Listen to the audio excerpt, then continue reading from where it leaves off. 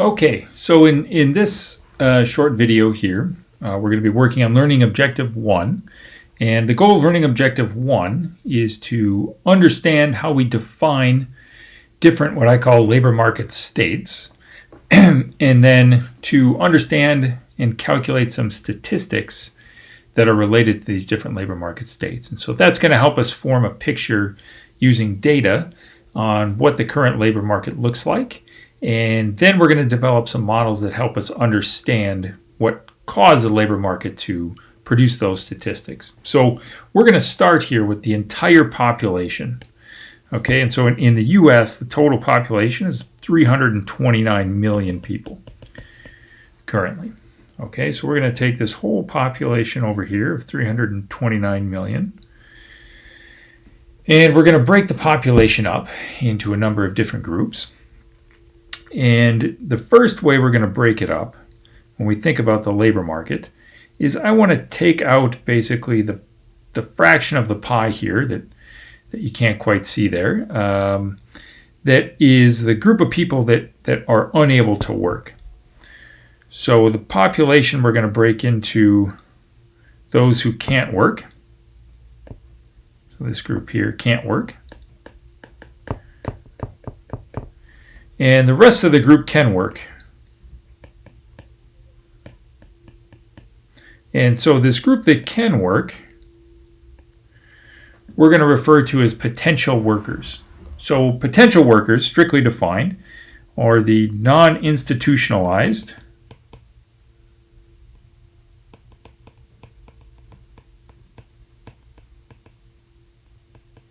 population older than 16.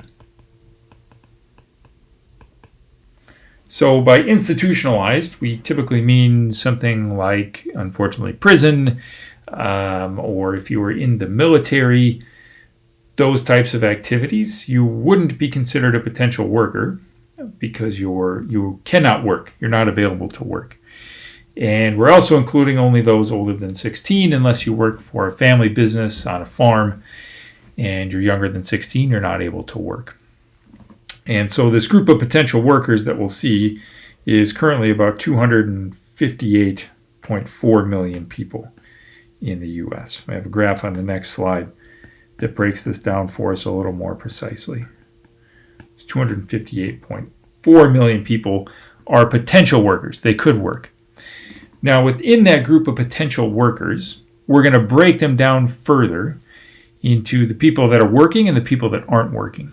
So the people that are working, as you might expect, are called the people who are employed. So if I'm employed, I have worked in the past week.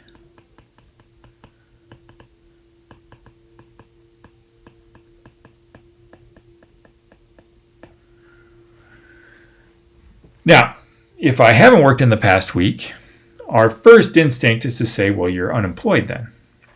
Well, you're not technically unemployed just because you don't have a job. The definition of unemployment is a little bit more precise than that. So to be unemployed, you have to meet two conditions. The first is, as we said, you're not working. And the second one is that you have looked for work in the past week. Sorry, in the past 4 weeks.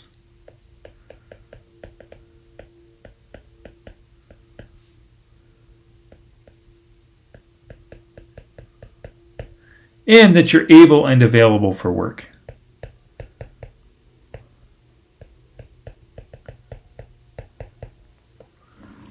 So that's the technical definition of unemployed, is basically that you're not working, but you're looking for work. Okay? And then everybody else would be considered not in the labor force. So the labor force is the total of employed plus those who are unemployed. And if I'm not in those two groups, I'm not in the labor force. So if I show you a picture of the population here, so as I said, we've got 258.4 million people who are potential workers. So these are the people that aren't institutionalized and are older than 16. So we have about 71 million people who aren't eligible to be working. And if I take those 258.4 million people and I break them down into the labor force and not in the labor force, we've got roughly 95.3 million people that aren't in the labor force, and the rest of those, a little bit over 162 million people, form the labor force. And so among those, before this month at least, we had about 6 million people unemployed and 156 million people that were employed. So obviously, raw numbers are fine, but if our country has a lot of people, having 6 million unemployed people may or may not be a lot, as compared to a smaller country, say Italy. 6 million unemployed people would be a lot. It's not so much in the US. So much as we did with our GDP per capita, we want to think about these statistics more how they relate to the total size of the population. So in a sense, unemployment per capita. We won't do that exactly, but that's the main idea.